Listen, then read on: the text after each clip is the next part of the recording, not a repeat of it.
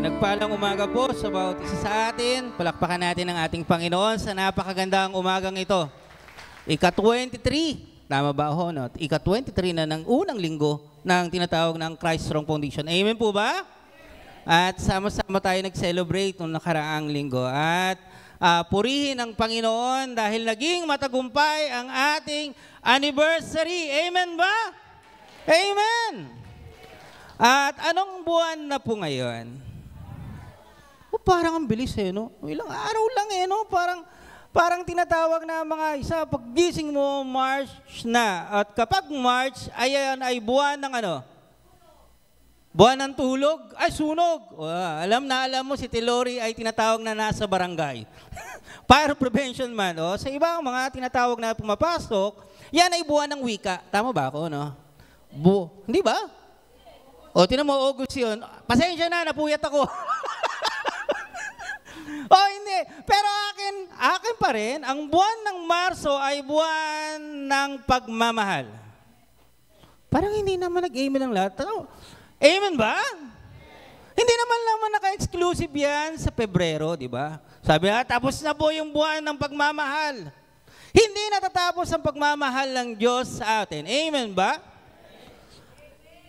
Bawat araw, bawat minuto at segundo ng buhay mo, mahal tayo ng Diyos. Say Amen. Yun ang katotohanan na mahal tayo ng Diyos. Bawat araw at segundo. At nabubuhay tayo dahil sa kabutihan at pag-ibig ng ating Panginoon. At kung bakit ka narito, dahil yan sa pag-ibig ng ating Diyos Ama. Pakiclick nga po. That God love us, that Jesus loves you. Alam natin, i-demonstrate ng ating Amang nasa langit, ibinigay niya si Jesus para sa atin. Pakiclick nga po ulit. That God show His love through Jesus unto us. Tandaan natin, hanggang doon sa krus ng Kalbaryo, hanggang sa kanyang muling pagkabuhay, at hanggang ngayon, ang pagmamahal ng Diyos ay kailanman hindi nagbabago. Yung awit nga natin, saan si Kristo? Nasaan? Nasa puso. It is within us. Nananahan sa atin, naninirahan sa atin. At ang pag-ibig ng Diyos, kailanman hindi nagkukulang. At dahil sa pag-ibig niyan, maaari ba nating malakas sasabihin sa ating Panginoon? Sabay-sabay tayo. 1, 2, 3. Ganyan ba ho yung mga in love kay Lord? Sino kaya dito di ba? Nung halimbawang sinagot, ang sabi niya sa kanyang minamahal, I love you. Di ba? Sabihin nga natin, I love Jesus. Mahal natin ang ating Panginoon. At ang isang patunay ay narito tayo sa Kanya para siya hanapin. Say amen. Mahal natin. Ito ay patunay na mahal natin ang ating Panginoon. Pakiclick nga po. That He deserved to be loved. Karapat dapat na mahalin ang ating Diyos. Amen po ba? Bakit yung iba hindi nag-amen? Amen ba? Alam natin, ang unang bagay na ginawa ng Panginoon, pakiclick nga po ulit, that God created us. Nilikha tayo ng Diyos na kahanga-hanga. You are wonderfully and fearfully made. You are created uniquely. Kakaiba.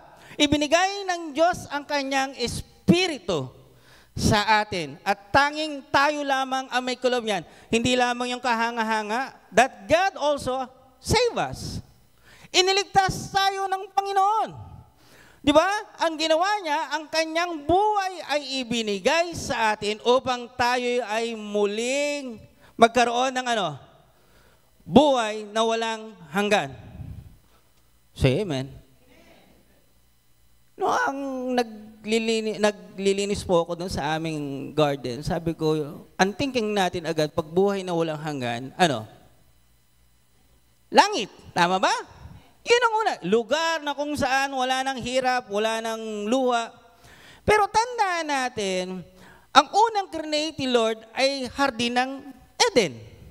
At kung bakit niya create yun, kagaya ng sinabi ni nanay, upang ang tao, si Adam at Eve, magkaroon ng relasyon sa kanya at makapiling siya.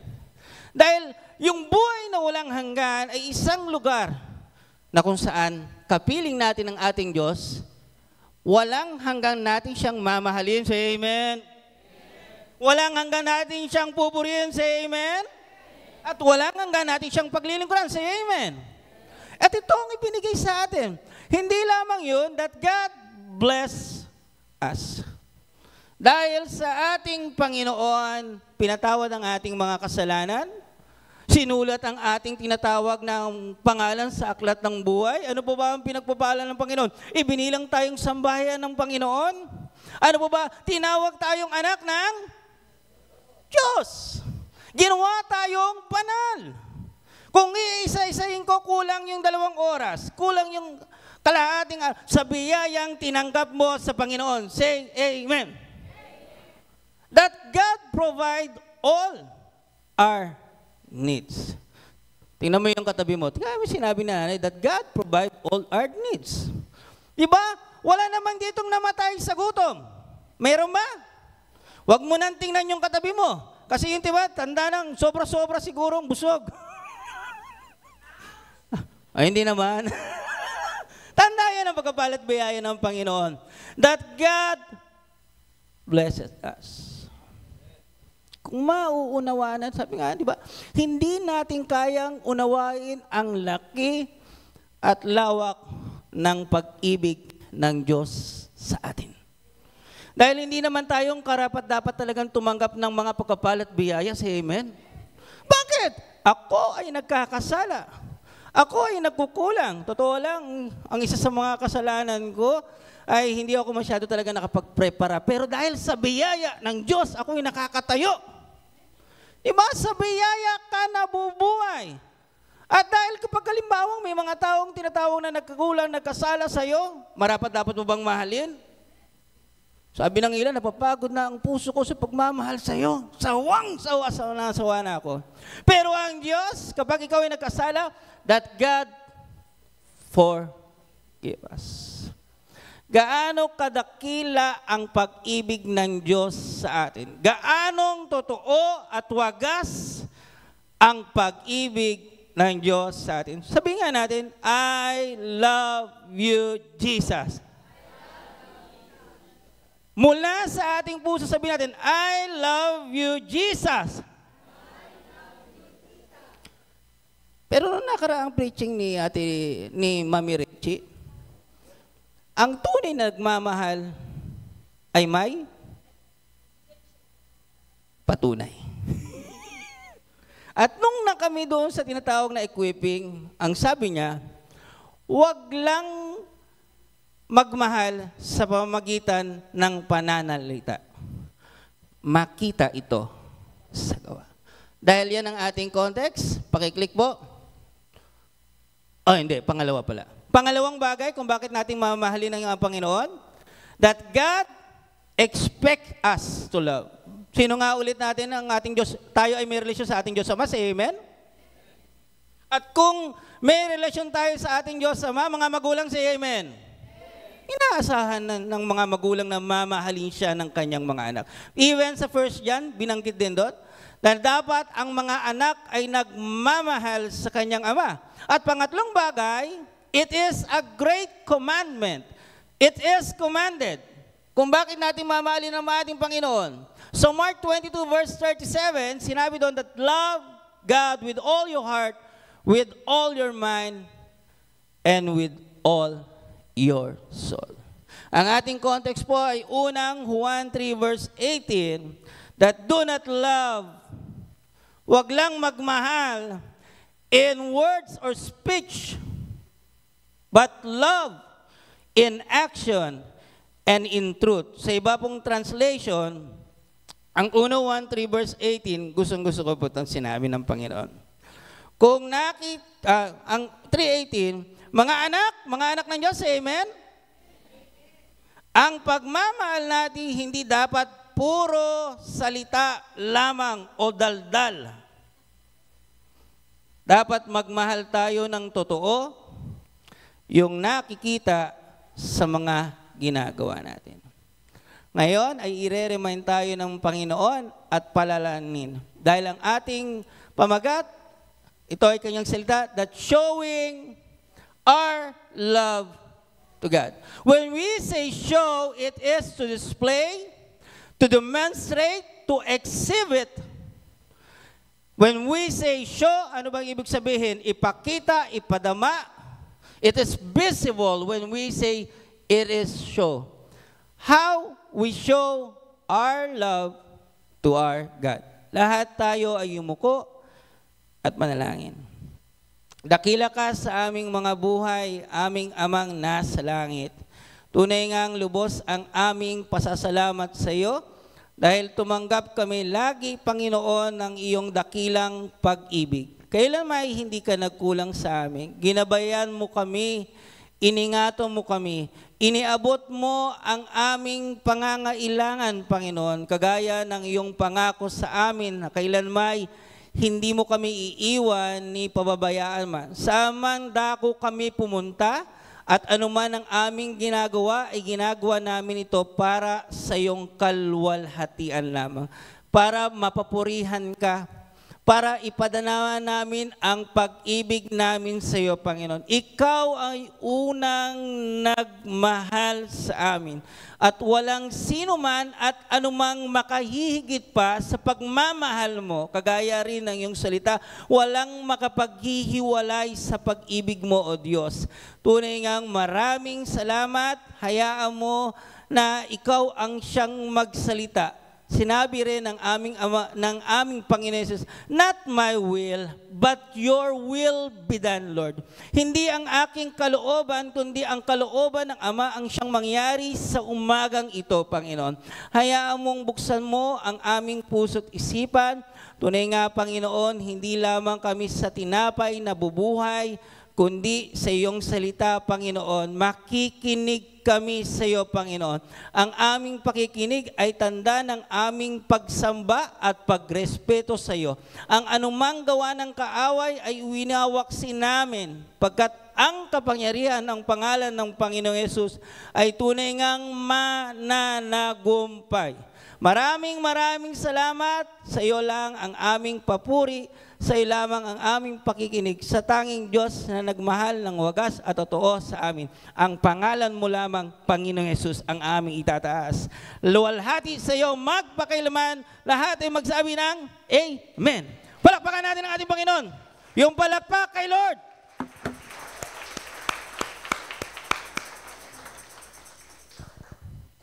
Maraming termino ang pag-ibig eh. When you say, I love God, ang unang bagay is to serve Him. When you say, I love God, I will serve the Lord. Say Amen. Kapag nagsiserve, alam na natin yan, say Amen. Palasak na yan sa atin, alam na natin yan dahil paulit-ulit na sinasabi at hinihikaya dito na maglingkod sa Panginoon. Na anumang bagay sa atin na mahalaga, oras ba'y mahalaga? Gamitin natin yan para sa ministeryo. Tanong natin, ang lakas ba'y mahalaga?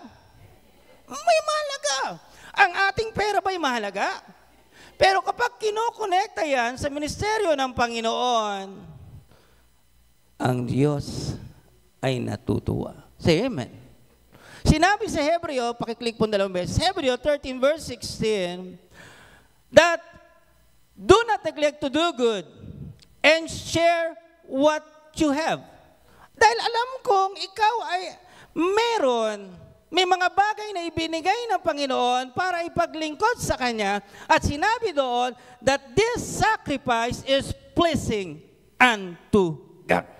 When you say pleasing, napapangiti mo ang Diyos. Say Amen. At tiyak ko, noong nakaraang linggo, napangiti natin ang ating Diyos. Say Amen. Maraming sama-samang naglilingkod sa Panginoon para itaas ang kanyang pangalan sa anibersaryo. Alam nyo ba, ang aking pagdating ng mga anniversary ng church, ang aking pananaw yan, it is a Thanksgiving Day ng church. O ba't hindi nag-amen? Say Amen. Pasasalamat natin yan sa kabutihan. Maraming Mga kamay na nagluto. Mga nagluto, say amen. Alam mo, yung mga nagluto, kinabukasan may blush on. Di ba? Hindi na kailangang maglagay ng kulay pula dito. Bakit ano? Ang laki ng aibag. Puyat saan? Sa kaka-luto. Ang tanong ko, yung puyat at pagod, kinalugdan man ng Diyos? Say amen. Yung mga nagluto dito, say amen. Mga katulong sa pag-iiwa, kinalugdan iyan ng Diyos. Yan ay tanda ng pagmamahal natin sa Panginoon. Mga kamay na nagbuhat. Sino dito nagbuhat? Meron nga ako sinabihan na isang tatay, o sabihin ko na, banggitin ko na si Tatay Boy. Si Tatay Boy parang energizer. They keeps going, and going. Sabi ko, tayo wala kang kapaguran. Pero yung kapaguran na yan, yung ginagawa niya ay para sa pasasalamat niya sa kabutihan ng Lord. Say amen. May mga kapatid tayo umakyat pa sa puno. Hindi ako aakyat ng puno. Para itali lamang yung tali, para doon ayusin yung tent. Hindi yung balakid ng tinatawag na mahulog. Para yan sa Panginoon. Tingnan nyo naman kung gaano kaganda ang stage. Say amen. Para tayong nasa international na. Sabi ko nga, alam mo bro, parang yan yung nakikita ko sa Facebook, yung kay Stephen Prado. Sabi ko, ganyan tayo. O kaya, wag nang sa Stephen Prado, sa Elevation Church. Wow! Di ba? Ginamit niya yung talento, yung skill niya, merong tinatawag na nag-ayos ang table, may nagkain, lahat ay sama-samang naglingkod sa buhay na Diyos. Say amen. Palakpak para sa Panginoon. At alam niyo ba, baging yung mga dancer din grabe, sabi ko, hanggang gabi. May isa nga doon yung lola nasa labas na. Dahil sa kakaintay. Pero tinapos. Sabi ko nga, uwi na tayo. Sabi ng aking anak sa kayong, mamaya na, gusto pa namin mag-practice. Gaano yung desire nila to give their best. Hello? Pag ikaw ay naglilingkod, hindi tira-tira, kundi binibigay mo ang buo mong makakaya para kay Lord. Para siya'y pasalamatan, para siya'y papurihan sa lahat ng kanyang kabutihan at pag-ibig na kanya, na ating may mga bukas na kamay na nag-build sa atin. At alam niyo ba, may bagong ministering nangyari. Nung last Sunday, tinanong ko, bro, ano yung ginagawa mo? Sabi sa akin ni Brother Hernan, tupad yan, tagapulot ng kalat. Sabi ko, antindi, yung tupad, pinasasahuran ng 5-2. Kasi ako, naging tupado ako. Natupad ako Ako'y nakabilang 5-2 yun Tumatak ng 5-2. Pero yung reward mo kay Lord ay magpakailanman. Such sacrifice is pleasing unto the Lord. We have confidently say, I love you, Lord, if we serve our Lord. Say amen. Parang amina na.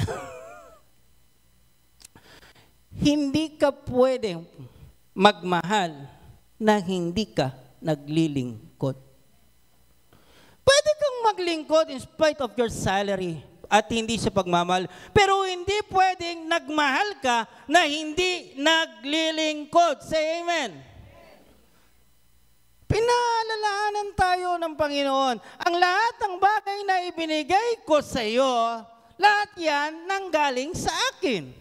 At kung pinasasalamatan mo ang pag-ibig mo sa Diyos, ang kanyang kabutihan, anumang bagay na nasa iyo, gawin mo yan para sa kaluwalhatian ni Lord. Say amen. Noong kahapon may lumapit po sa aking kapatiran po, pero ibang churches po, hindi po dito.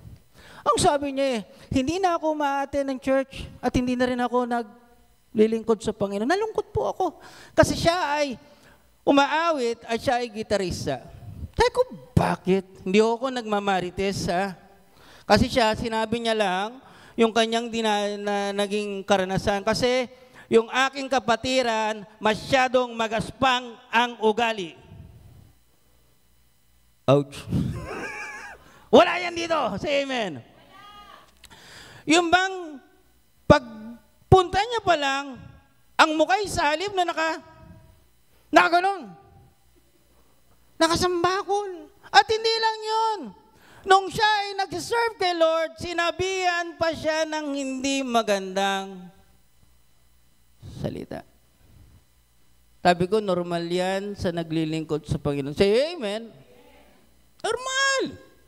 Normal yan dahil hindi pare-parehas ang karakter natin at may mga pagkakataong hindi tayo nagkakasundo. Normal ba? Amen. Pero hindi yan ang dahilan kung bakit ka nasa church. Hindi yan ang dahilan kung bakit ka naglilingkod. Ang tunay na dahilan ay para kay Lord lang. Para kay Lord lang. Hindi ka ma-appreciate, ina-appreciate ka ng Lord. Araw-araw. Hindi makita man ng ibang tao ang iyong ginagawa, pero mahalaga iyan sa Panginoon. Say amen. Then, we should serve our Lord. At ang makikita, ang pag-serve kay Lord, ano pa ba? Tayo ay tinatawag na nagkakaisa, nagtutulungan, nagdadamayan, at nagmamahalan sa isa't isa. Say amen. Ang patunay na nagmamahal sa Ama, nagmamahalan ang magkakapatid. They show their love to their brethren. Yung katabi mo, huwag ko na sasabihin na mahal mo. Yung doon sa likuran, tingnan mo yung likuran mo. Tingnan mo yung isa umilag ang tingin. Iyan pa na.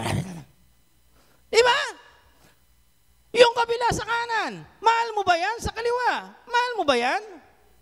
Mahalin mo na yan. Kasi yun ang pangalawang kakompletuhan ng pag-ibig.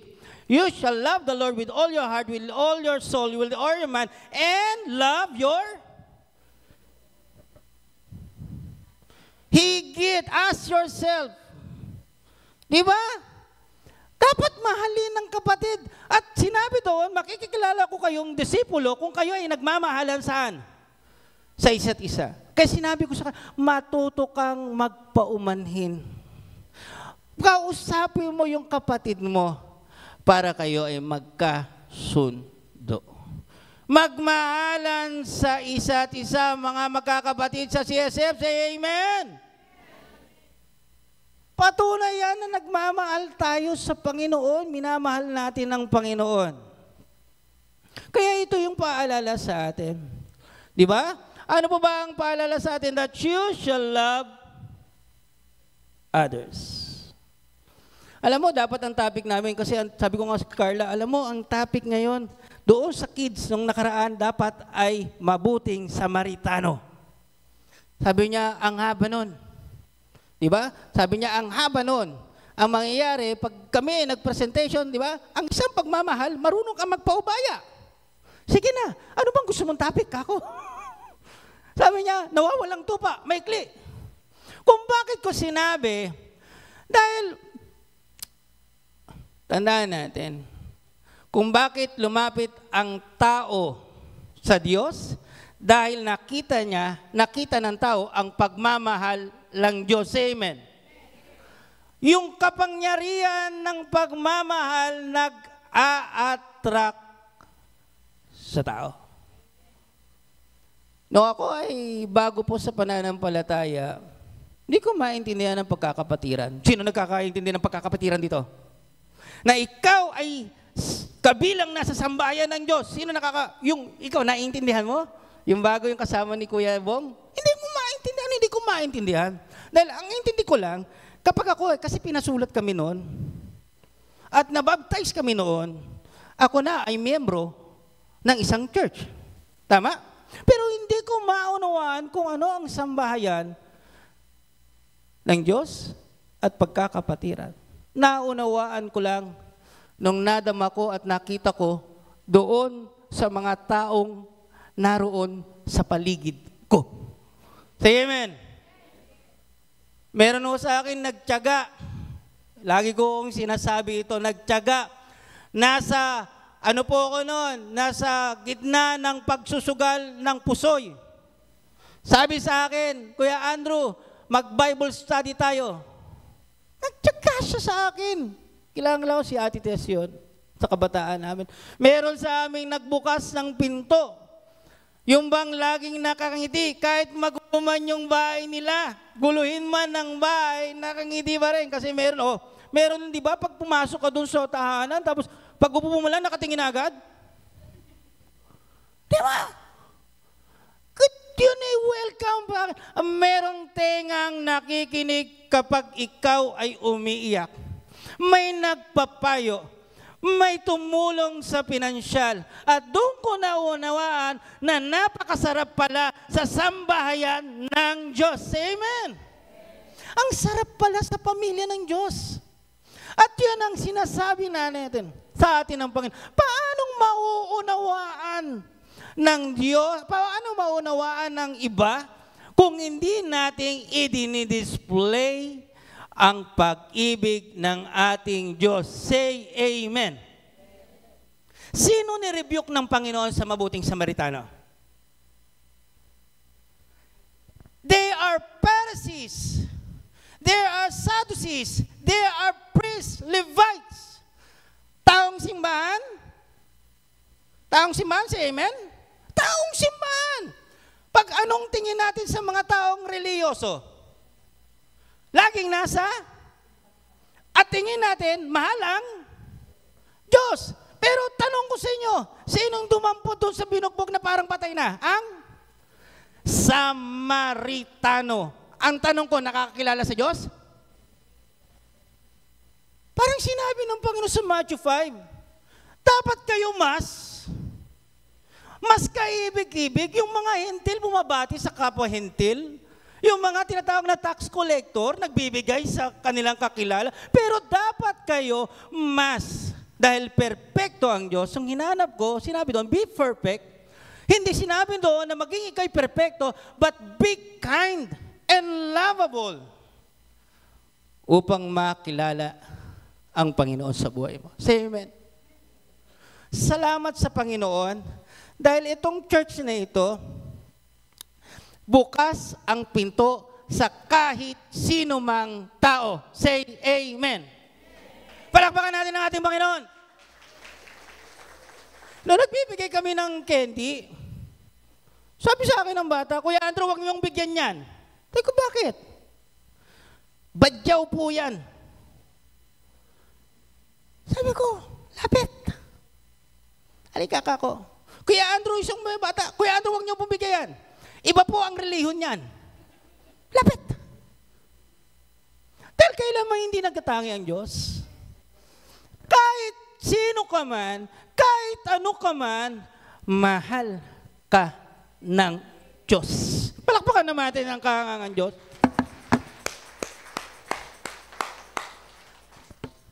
Yung binigay sa iyo ng Lord, anong gagawin mo? Itatago na lang ba natin?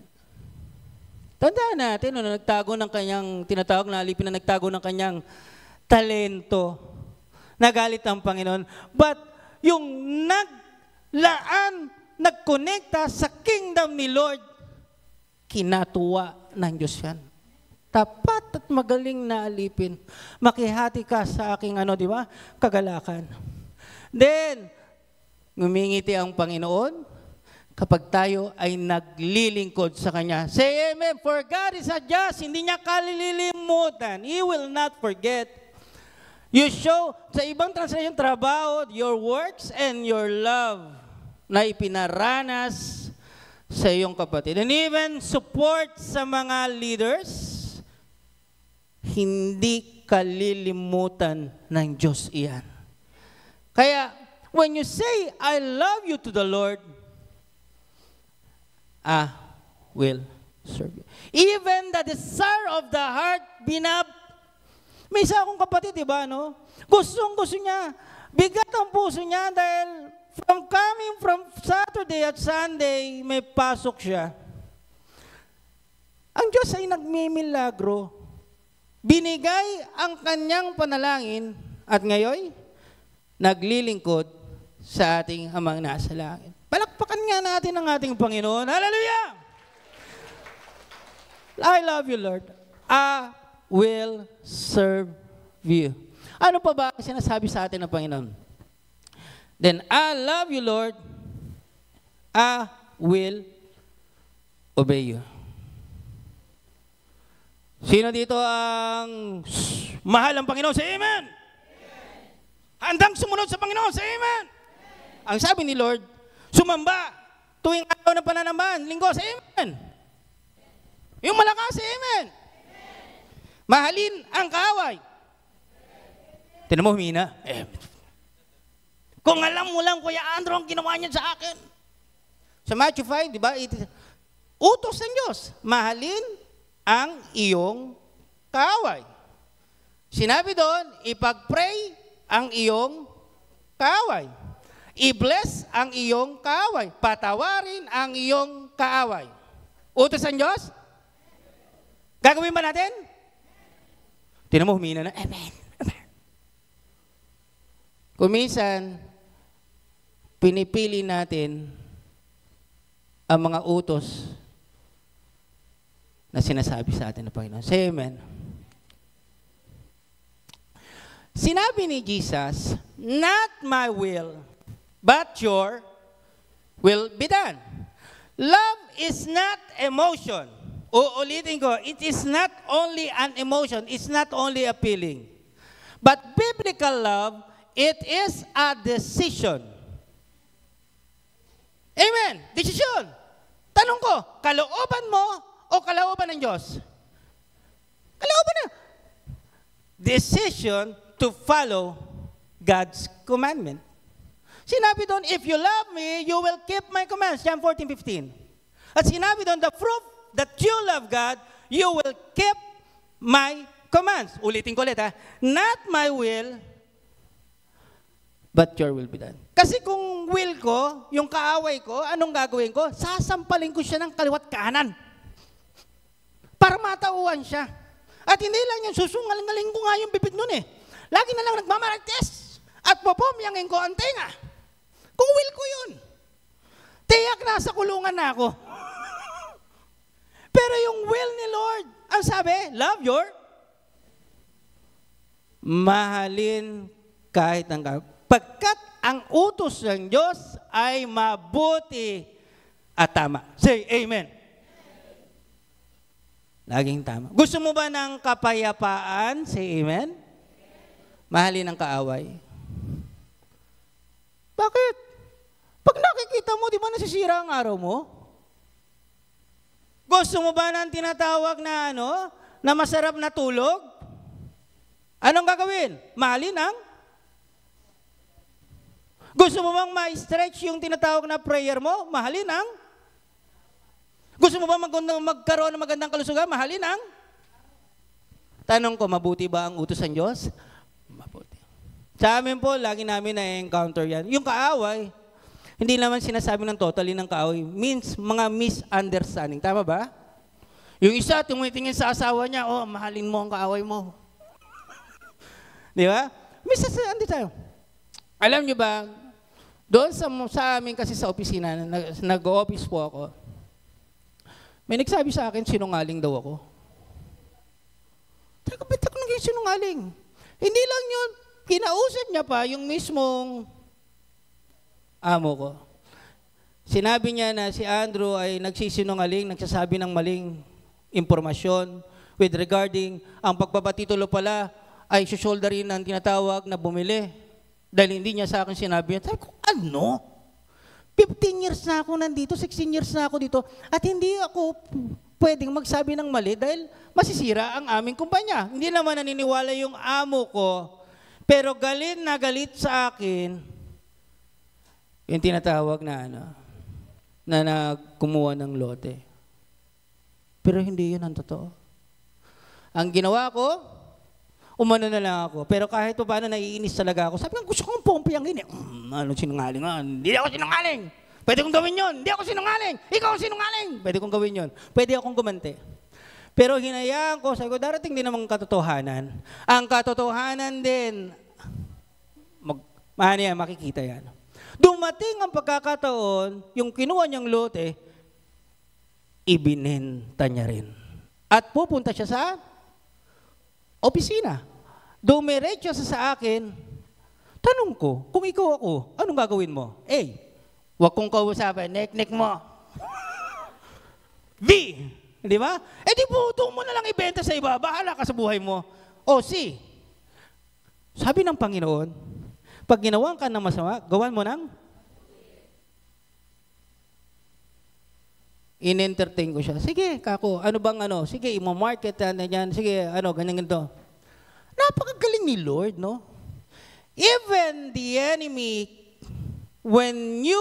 pag ikaw ay sumunod sa Panginoon, it will be turned to friends. Di ba? Even in bad situation, pangit yung bagay na nangyari sa akin eh. Hindi. Kung ako lang eh, grabe naman yung pagkakasabi. It turns to be a blessing. Say amen. O, binenta yung property niya, nakakomission tuloy ako, nakakuha ko ng blessing kay Lord. Say amen. Kung ako'y nagpataig sa galit sa aking sariling kalooban, anong mangyayari? Magkakaroon ba ng blessing? Then, every commandments, dulo niyan, pag sumunod tayo, ano ulit? Ano ulit? Favor. Di ba? Palakpakan naman sa Panginoon. Then, when you say, I love you to the Lord, it means, I will obey you. Susunod ako. And this commandment is not burdensome. Hindi mabigat. Hindi mahirap.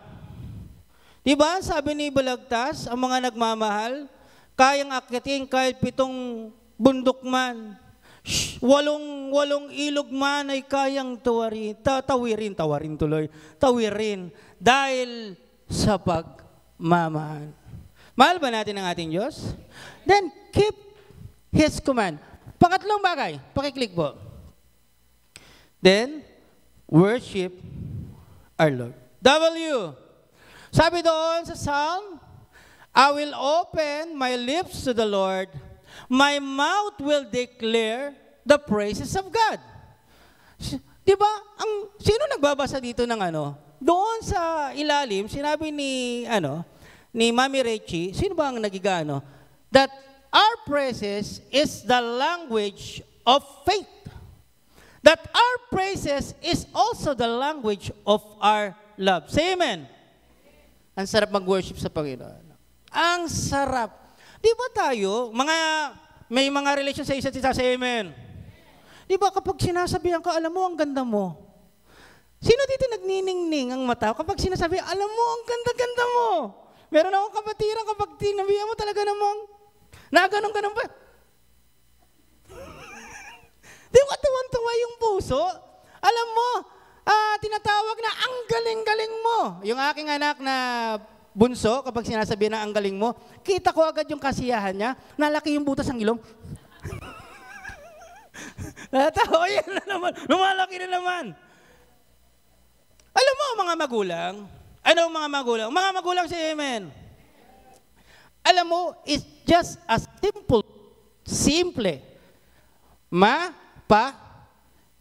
thank you. Mga magulang, say amen. Ma, salamat. Sino nag-umapaw ang galak sa puso? Ako nag-umapaw pag sinasabihan, Pa, salamat sa pagdadrive. Natutuwa ako. And how much more na sinasabihan natin ang ating Diyos, Ama, na nasa langit, at sinasabi natin, Lord, thank you. Hello? Lord, ang galing mo. Lord, ang buti mo. Lord, salamat sa pag-ibig. Lord, salamat sa kapatawaran. When we sing our praises, when we declare the character, the attributes of the Lord, it's such a sweet aroma, sweet words sa Kanya. Say amen. We do not worship the Lord dahil lamang sa blessing. Say amen. Even in the midst of our problem. Tama ba? Kahit problemado. Sinabi sa kanyang salita, di ba sa Psalm 119:49-50, sinabi doon, that you are my only hope. Your words revives me and comforts me in all of my trouble. And your word healeth me. Pinagagaling mo ko, and you destroy the enemy. Kaano yung puso ng Diyos kapag sinasabi natin yung pasasalamat natin, yung pananampalataya, yung pag-ibig natin sa Kanya? Kaya, lagi kong sinasabi, Lord, pag ako'y nagde-devotion, pag ako'y kumakanta sa Panginoon, kanina kumakanta ako sa Panginoon, Lord, espesyal ang araw na ito. Hello? Say amen. Espesyal ang araw nito. Mismo ang Diyos ang nag-create. Create niya yung Sunday to worship Him. Say amen. At kung espesyal ng araw nito, gawin nating espesyal sa Kanya. Say amen. Kaya sine-urge niya. Di ba? Ibigay natin yung the best sa worship natin sa Lord. Not only in Sunday, in every day of our life, we must declare the praises of the Lord. And we must witness. Witness for Christ. Ano sinabi sa Psalm 71 verse 15? I will tell to everyone your righteousness. Sa ibang translation, your goodness. I will proclaim your saving power. Say amen. Dahil ang lahat na nagmamahal sa Diyos, pinagmamalaki. Say amen. Sino dito yun? Di ba yung sinagot ko? Ako, nala. Hindi ko, di ba baka sabihin ni Carla, sino yan? Ako ba yan? Di ba yung pag sinagot ka ng girlfriend mo? Oy, girlfriend ko yan. Si Carla, girlfriend ko. Eto, di ba? Halos ipangalandakan mo yung kasintahan mo. Sino dito proud sa asawa niya? Say amen. Parang ang hina, mamaya yari kayo sa asawa niyo. Sino ang proud sa kanyang asawa? Say amen. Proud kayo dahil asawa ko yan. Asawa ko yan. Di ba? Proud sa mga anak. Say amen. Pag nakatapos ang anak at yung anak ko, ang galing-galing. Pinagmamalaki mo. How much sa ating Diyos sa buhay na siyang gumawa ng mabuti, umibig sa iyo. Ang church natin, ang ating upuan is 168. Tingnan nyo, napakadaming bakante. Pero purihin ang Panginoon dahil ang church na ito ay lumalago. Say amen. Ang daming churches eh. Kalubco, then other parts ng Mindanao, then tinatawag na sa Southern meron, possible sa Bisaya, magkakaroon bishop at international. It means ang ating church ay aktibo sa pagbabahagi ng salita ng Diyos. Say amen. Dapat tayo ganun din. Kung tayo ay nandito, may dahilan kung bakit tayo narito sa lugar na ito ay upang ibahagi ang salita ng Diyos. Say amen. Kailan may ay hindi ko ikakahiya. Alam nyo ba, sinabi ko na sa asawa ko hindi na ako tatayo sa pulpito Bakit? Bungi ako Naiya ako Pero habang tinitingnan ko yung kabutihan ng Diyos, araw-araw, sabi ko, Lord, naiya ako sa iyo kung hindi ko sasabihin ang kabutihan mo. Hindi sa akin, kundi sa ulitin ko, sino yung witness, saksi, yung nakaranas at nakakita ng kabutihan ng Lord? Say amen. Then, proclaim, huwag nating ikahiyang ibaagi sa mga taong nasa paligid natin. Because the name of Jesus has lakas, Bakit kang magsasabi mangungumbinsi? Nangyari iyan sa iyo. Nabago ang buhay mo. Nabago ang buhay mo dahil sa pangalan ni Jesus. Amen. Tingnan niyo yung Facebook, viral. Nalulungkot ako, sinare ko nga sa children yan 9 years old. Nakita nyo ba yung pinaghihiklat yung buhok-buhok? 8 years old ang pinakabata, hiniklat yung, hindi ko alam kung buhok ng kapitbahay, yung ginanong-ganon. Sige, anuhin mo pa, ganyan na mo, para mag-viral. Grabe, sabi ko. Nalungkot ang puso ko. Responsibilidad ng magulang, say amen. Yes, responsibilidad ng mga guro, say amen.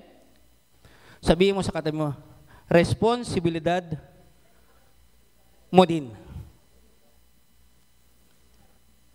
Dapat to, ang aking topic is marching orders. Yun ang topic ko dapat eh. Sabi ko, tama-tama, marching orders. Yung mandato ng Diyos, uulitin ko ulit, sino ang nagbigay ng mandato? Ang Diyos. At sinong sinasabihan? Ikaw at ako, ibahagi mo si Kristo. Say amen. Yun ang sinasabi ni Lord. Naalala ko tuloy yung kapatiran natin na nasa ibang bansa na eh. Nung nagsabi siya, sabi niya, Kuya Andrew, hindi na ako makakapaglingkod sa Panginoon. Sa tinatawag na na dito sa lugar, pupunta na ako sa Middle East. Sabi ko, huwag kang malungkot. Ikasiya mo pa yan.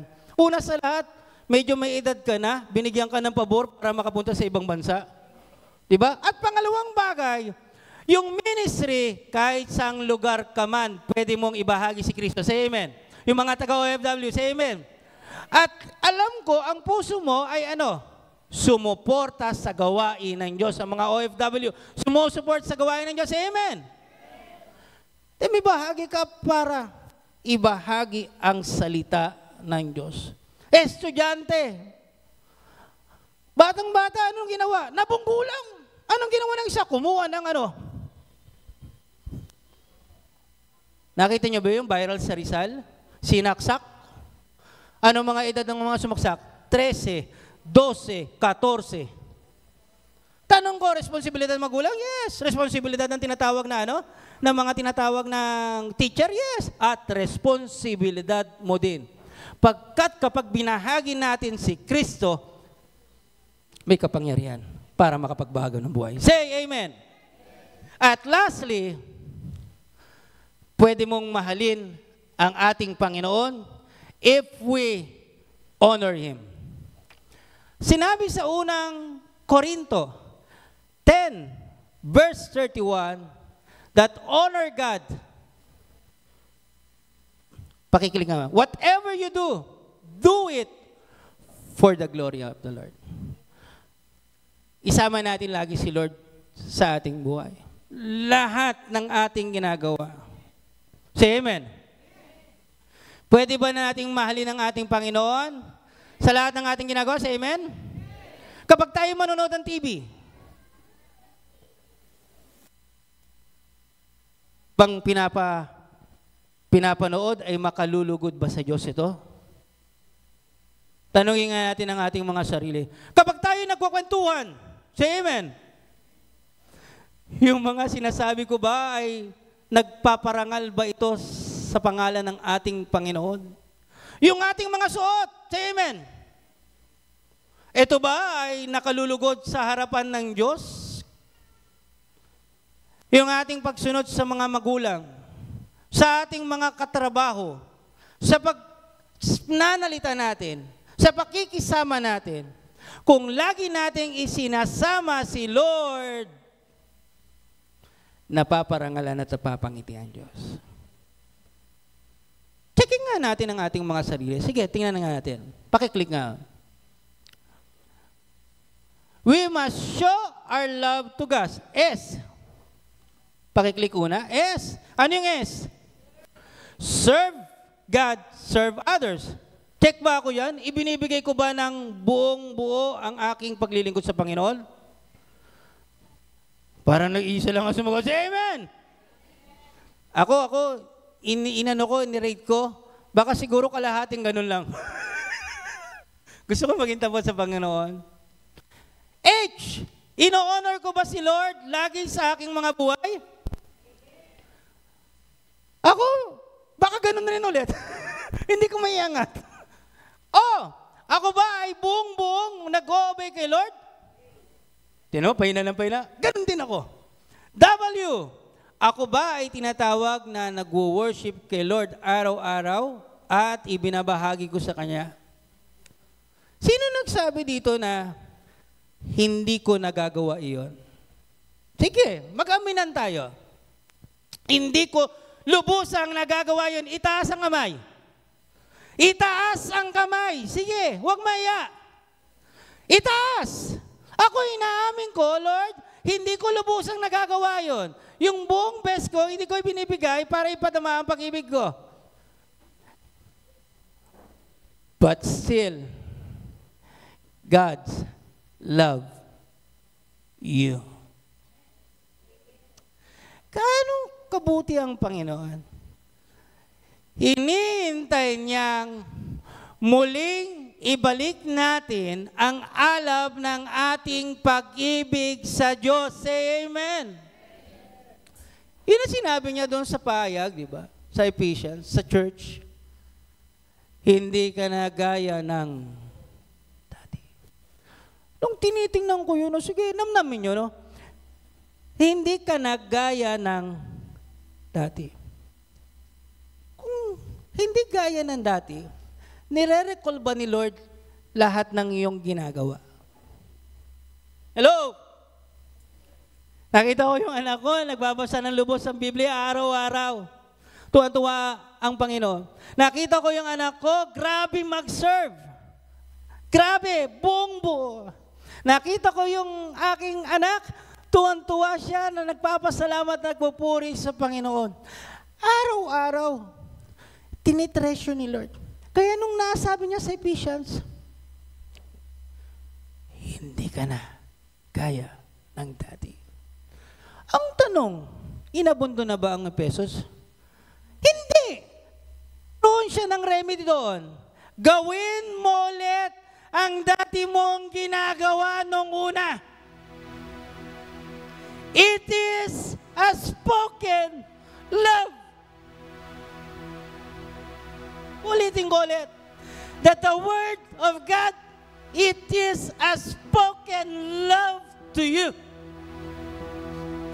It is not me. It is not me. But the Lord speak to us. That every moment na pinadarama mo yung pag-ibig mo sa Kanya, tinitreasure niya iyon. Ibinigay niya yung espiritu ng pagmamahal sa iyo upang mahalin mo siya. Ulitin ko ulit. Karapat-dapat bang mahalin ang Diyos? Say amen! And now, the Church of CSF i-revive yung pag-ibig ng Diyos sa atin. Say amen. Isang akbang lang, isang salita lang, to repent and say, Lord, I need you. And the Lord will hear the spoken of love. Bawat araw at segundo ng buhay natin, mahal tayo ng Diyos. Palakpakan natin ang Panginoon na wagas, na umibig sa atin. Hallelujah!